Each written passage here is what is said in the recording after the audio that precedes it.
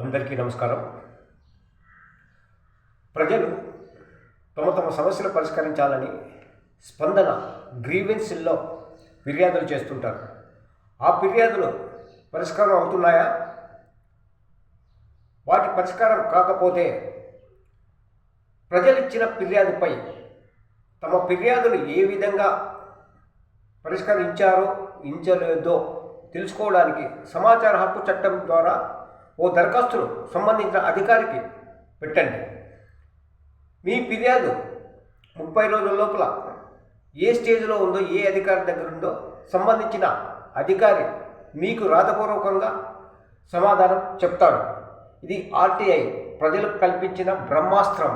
దీని ప్రతి ఒక్క పౌరుడు ఆర్టీఐ ద్వారా సమాచారాన్ని కోరండి. మీకు కావాల్సిన సమాచారాన్ని అధికారుల నుంచి రాబట్టుకోండి. సమాచారం ఇవ్వడం అధికారుల బాధ్యత.